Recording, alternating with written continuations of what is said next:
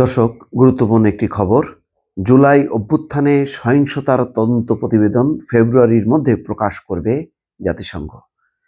জুলাই গণঅভ্যুত্থান দমনে কি পরিমাণ শক্তি প্রয়োগ করেছিল, কারা প্রয়োগ করেছিল এবং তার ফলাফল কি ছিল, সেই প্রতিবেদন প্রকাশ করবে জাতিসংঘ। আমার ধারণা যে এটি খুব জরুরি এবং এটি নিয়ে হয়তো প্রশ্ন উঠবে না, ওঠার কোনো প্রশ্নই ওঠে না। এই কারণে যে জাতিসংঘ আন্তর্জাতিক সংস্থা, তারা কখনো বায়াসড হয় না। তারা যেটা করবে, তারা তাদের মতন করে তাদের ফাইন্ডিংসগুলো জোগাড় করে তারা প্রকাশ করবে। ফলে এই ক্ষেত্রে যদি সরকার প্রকাশ করতো, তাহলে আওয়ামী লীগ বা অন্যরা বলতে পারতো যে না, এখানে বায়াসড, এগুলো ঠিক না। জাতিসংঘ তো তাদের নিজস্ব অনুসন্ধান আছে, তার ভিত্তিতে তাদের এটি প্রকাশ করা।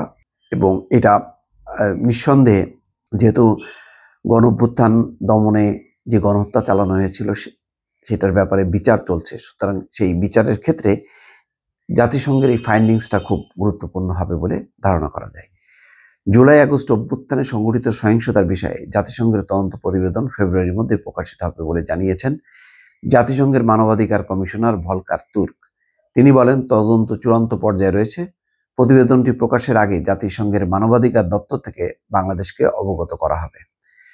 গতকাল বুধবার সুইজারল্যান্ডে অনুষ্ঠিত বিশ্ব অর্থনৈতিক ফোরামের বার্ষিক সভার অবসরে প্রধান উপদেষ্টা অধ্যাপক মোহাম্মদ ইউনূসের সঙ্গে সাক্ষাৎকালে তিনি বলেন, অর্থাৎ ভলকার তুর্ক, যে মানবাধিকার হাইকমিশনের প্রধান, তিনি নিজেই এই কথা বলেছেন ডক্টর মোহাম্মদ ইউনূসকে। প্রধান উপদেষ্টা অধ্যাপক মোহাম্মদ ইউনূস জাতিসংঘ মানবাধিকার দপ্তরের প্রতি কৃতজ্ঞতা প্রকাশ করে বলেন, একই সময়ের মধ্যে 6টি গুরুত্বপূর্ণ স্বাধীন কমিশনের প্রতিবেদনও প্রকাশিত হবে। প্রকৃত চিত্র উপস্থাপনে এই প্রতিবেদনগুলো একে অপরের সম্পূরক হতে পারে।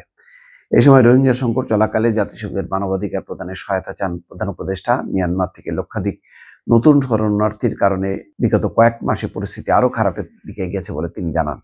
নতুন রোহিঙ্গাদের আসা বন্ধ করতে মিয়ানমারের রাখাইন অঞ্চলে জাতিসংঘের তত্ত্বাবধানে একটি নিরাপদ অঞ্চল তৈরির প্রস্তাব দেন ইউনূস। সম্পূর্ণ সহায়তার আশ্বাস দিয়ে তুর্ক বলেন, তিনি মিয়ানমারের বিষয়ে জাতিসংঘের বিশেষ দূত জুলি বিশপ সহ সংশ্লিষ্ট পক্ষগুলোর সঙ্গে এ বিষয়ে আলোচনা করছেন। এই বৈঠকে আরো উপস্থিত ছিলেন বাংলাদেশের এসডিজি সমন্বয়ক লামিয়া মোর্শেদ এবং জাতিসংঘে বাংলাদেশের স্থায়ী প্রতিনিধি তারেক আরিফুল ইসলাম।